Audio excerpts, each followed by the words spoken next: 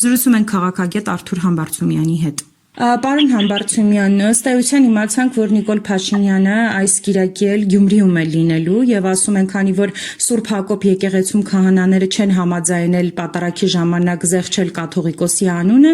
ինքը պատարագին կմասնակցի 7 վերքում։ Կխնդրեմ ասեք, ինչ է կատարվելու ամսի 7-ին Գյումրիում։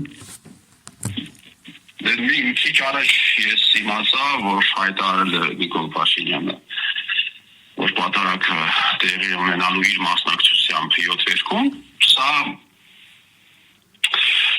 ես շուտվանից էի ասել, որ իր նպատակներից մեկը 7 վերք գալն է, ինչու, որովհետև թեմի առաջնորդը ձերբակալված է։ Կան այսպիսի հիվանդ մարդիկ բնության մեջ, որոնք տան ընտանիքի անդամին, տան հորը ընտանիքի ղեկավարին կանանավորել են տալիս կամ սպանում են եւ դա քիչ չէ, հերիք չէ իրանց եւ նրանք շարունակում են իրենց հանցավոր գործունեությունը, շարունակում են իրենց ոչ միայն հանցավոր, այլ հիվանդ գործունեությունը, ուղղակի սրբապինս գործունեությունը եւ ջանում են այդ ընտանիքի ում վնաս են իրենք հասցրել բոլոր միջոցառումներին ներկա գտնվել։ Որոնք վնաս են տալիս ընտանիքին, բայց ցանկանում են ընտանիքի կնոնքի, ծնունդի հարսանյաց արարողություններ են եթե տեղի ունենում, եթե ասենք մարդ է մահանում թաման արարողությանը մասնակից լինեն, այսինքն իրենց ներկայությամբ ավելի մեծ ցավ պատճառել։ Ինչ որ պիտի տեղի ունենա կիրակի օրը Գյումրի քաղաքում ապօրինի ձերբակալել է տվել, կալանավորել է տվել հոգևոր առաջնորդին Շիրակի թեմի եւ հիմա շարունակում է այդ նույն դրամաբանությամբ իր սրբապինս գործունեությունը եւ պիտի ներկա գտնվի պատարագին։ Դիմադրություն լինելու է Նիկոլ Փաշինյանի դեմ, որևէ այսպես գործողություններ պատրաստվում են անել Գյումրիում։ Ես չգիտեմ, ես չեմ կարող ասել դիմադրություն լինելու է թե ոչ, որովհետև ըստ էության Էմմա ջան, մենք պիտի ֆիքսենք մի բան, որ սա տեղի է ունենում ոչ թե Նիկոլ Փաշինյանի միայն կազմակերպմամբ,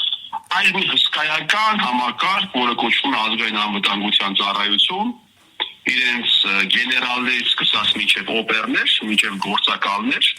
այս ողջ այլանդակությունը տեղի ունենում ազգային անվտանգության ծառայության կազմակերպմամբ։ Եվ Հայաստանի Հանրապետությունում առհասարակ վերջին 7 տարիների ընթացքում ինչ տեղի է ունեցել այդ կառույցի ուղիղ կազմակերպմամբ եւ ես շատ ուրախ եմ նաեւ որ հիմա այդ կառույցի մասին շատ են խոսում, այդ կառույցի ներգրավվածության մասին շատ են խոսում եւ պիտի հասկանանք որ Գյումրեցու դեմը ոչ միայն Նիկոլն է եւ իր սակավատիվ առաջին հայացքից պետական պահպանության ծառայությունը, այլ ողջ մի ազգային անվտանգության ծառայության համակարգ։ Եվ այդ աֆիցերները, ովքեր դержել են իրենց երթումը եւ այս ամենը իրականացնում են, ես հուսով եմ շատերը կլսեն այս խոսքը, եւ եւս մեկ անգամ կմտածեն, թե իրենք ինչ են անում,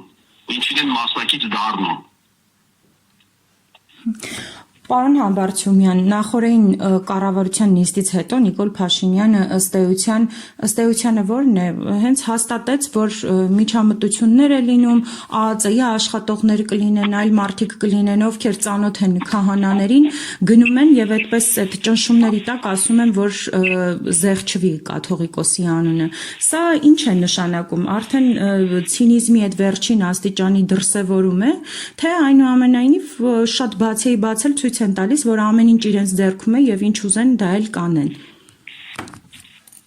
Էմմա ջան,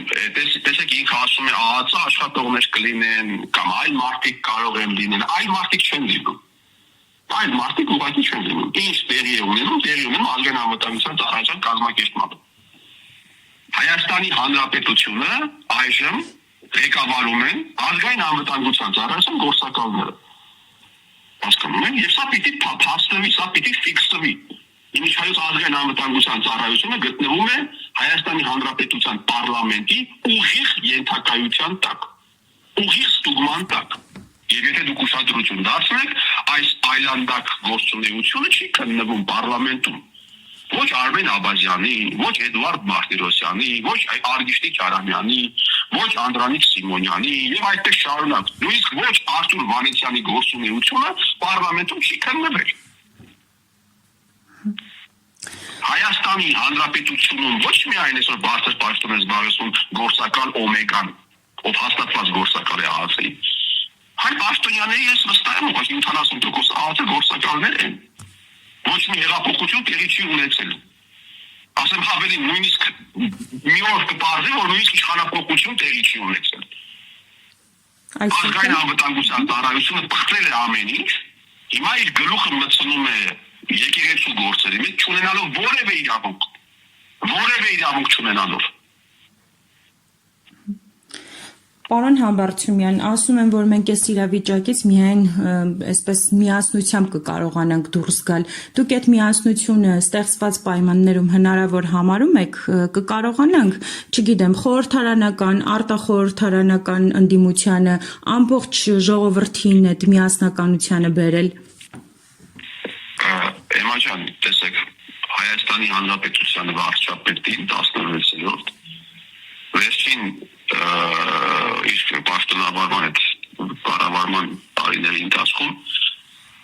համարյա միշտ հաջողվել է իրականացնել այն, ինչ ինքը ցանկացել է Հայաստանի Հանրապետության տարածքում, համարյա միշտ։ Ինչ ուզել արել է։ Ուզեցավ գնար Սյունիքի մարզ, մի անգամ չստացվեց, բայց երկրորդ անգամ, երրորդ անգամ ոչ միայն ստացվեց, այլ այն մարդիկ, ովքեր դիմադրություն էին կազմակերպել իր դեմ, այնպես արեց, որ այդ մարդիկ ծաղկի փնջերով դիմավորեն իր կնոջը, իրեն, այն մի քաղաքապետ կար, ով օրը 7 անգամ հրապարակային ներողություն էր խնդրում Փաշինյան Նիկոլից։ Եվ այսպիսի դեպքերը շատ են, այսպիսի դեպքերը հարյուրավոր են, ցանկացել է անել, կարողացել է անել ամեն ինչ, ինչ ցանկացել է, որովհետև իր հետևում կանգնած եղել է այդ ստրուկտուրան։ Հիմա ձեր հարցին, արդյոք հնարավոր է միասնությամբ հաղթարել այս ճգնաժամը։ Պետք է նախ ֆիքսենք, թե ում հետ մենք գործ ունենք։ Ով է մեր դիմացը կանգնած, ով է մեր թշնամին, մենք ում հետ ենք պայքարում։ Եթե ընդդիմադիրներին թվում է, որ իսկ մի շատ լավ օր դուք կիմանաք, հարգելի Էմա, որ ընդդիմադիրների ճնշող մեծամասնությունը ևս եղել են ազգային անվտանգության տարածան համակարգի մեջ։ Այդ օրը կգա։ Այդ օրը կգա։ Այսպես կոչված ընդդիմադիրները ո՞նց է։ Ես պատգամավոր կար, ում եղբայրը մինչև վերջից ազգային անվտանգության ծառայությունում էր աշխատում։ Եվ մի հատ էլ բողոքում էր, ասում էր, բան եղբորս այդ համակարգից դուրս հանեցին, բայց ինքը ընդդիմադիր պատգամավոր է։ Այս ամորալությունը պիտի վերջ դրվի։ Այո, միասնություն պիտի լինի, բայց ում եւ ում միջև։ Պետք է լիդերի միջև, պետք է լինի լիդեր, ով կկարողանա համախմբել ժողովրդին ինչ-որ մեկ գաղափարի շուրջ։ Իսկ ընդդիմադիր դաշտում միասնություն չկա եւ չի կարող լինել, որովհետեւ ընդդիմադիր հաստատի մի զգալի մասը գտնվում է, եթե ոչ Նիկոլ Փաշինյանի ենթակայության տակ, ապա ազգային անվտանգության ծառայության մեջ։ Չի կարող այդպիսի մարդը ենթադրենք միասնության մեջ մտնի իրական պայքար տանող մարդկանց, չի կարող այսպիսի բան տեղի ունենալ։ Ընդդիմադիր, հարգելի Էմա, ընդդիմադիր հատվածում օր ու գիշեր խոսողների ճնշող մեծամասնությունը գործ չունի, գիտեք, չէ, գործազուրկ են այդ մարդիկ։ Աշխատանք չունեն, որևէ տեղ չեն աշխատում։ Խնդրում եմ ձեզ, որպես լրագրող, հետաքննեք եւ հասկանաք այդ ընդդիմադիրները ո՞նց են ապրում։ Ո՞նց են ապրում։ Հիմա չտամ անուններ դրանց։ Ես ասեմ ավելին, դրանք ավելի մեծ վատություն են անում այս երկրին, քան թե Նիկոլ Փաշինյանը, կամ համադրելի վատություն են անում։ Էնբեկի երեխան Եվրոպայում է սովորում։ Այն մեկը, չգիտեմ, տարին 2 անգամ մեքենա հետ, ո՞ր թողելով։ Այդ որտեղից։ Պարզ է, չէ՞, այդ գումարները որտեղից։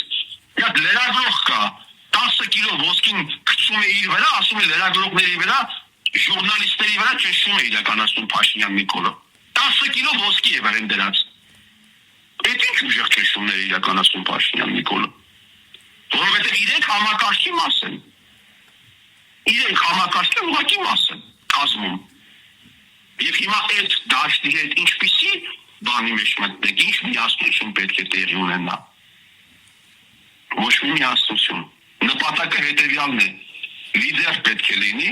ով պետք է կարողանա համախմբել ժողովրդին։ Այս դեպքում այո, հնարավոր է ինչ-որ շարժ տեղի ունենա, որը ամեն գնով թույլ չեն տալու, որ տեղի ունենա, ձեզ ասեմ։ Ամեն գնով, թե այսպես կոչված ընդդիմադիրները, թե Նիկոլ Փաշինյանը, չեն թույլ տալու։ Այսինքն ձերբակալությունները շարունակվելու են, եթե որևէ շարժ լինի որևէ մեկի կողմից։ Գիտեք, այդ ձերբակալությունների ճշգրիտ մեծամասնությունը, հանած մի քանի ձերբակալություն, ճշգրիտ մեծամասնությունը, ոչ թե շինծու են, այլ այդ շինծու գործերն են շինծու։ Այսինքն շինծու գործերը շինծու են, դուք կհասկանաք ես ինչ նկատի ունեմ։ Եվ Հայաստանի Հանրապետությունում խնդիրը ոչ թե այդ շինծու կեղծ գործերով, ոչ թե կեղծ, այլ շինծու կեղծ գործերով ձերբակալություններն են, դա էլ է խնդիր։ Բայց ամենամեծ խնդիրը նա է, որ բազմաթիվ ստահակներ կան այսօր, ովքեր քաղաքական դրդապատճառներով ձերբակալված չեն։ Ոչ միայն քաղաքական բանտարկյալների առկայությունն է խնդիր, այլ նաև քաղաքական չբանտարկյալների առկայությունն է խնդիր։ Ձեր միջոցով, միջև լրագրողների միջոցով մենք չկարողանանք առերեսվել ճշմարտության հետ, ուղղակի չկարողանանք ճշմարտության հետ առերեսվել։ Այս ողբերգությունը պիտի շարունակվի։ Ես մի ժամանակ կարծում էի, որ եկեղեցու միջոցով, քարոզների միջոցով, ոչ թե եկեղեցականների կուսակցական պայքարի, այլ ճշմարիտ խոսքի միջոցով ես մշտապես եմ ասել։ Եկեղեցում հնչող մեր օրերին վերաբերող ճշմարիտ խոսքի միջով մենք կկարողանանք այս աղետից դուրս գալ։ Բայց ինչպես բանից պարզվում է, եկեղեցու ներքին վիճակը ավելի վատթար է եղել, քան հիմա այն ժամանակ մենք կարող էինք պատկերացնել։ Բայց հուսով ապրենք, որ այս հողի վրա լույս կբացվի։ Շնորհակալ եմ մեկնաբանության համար։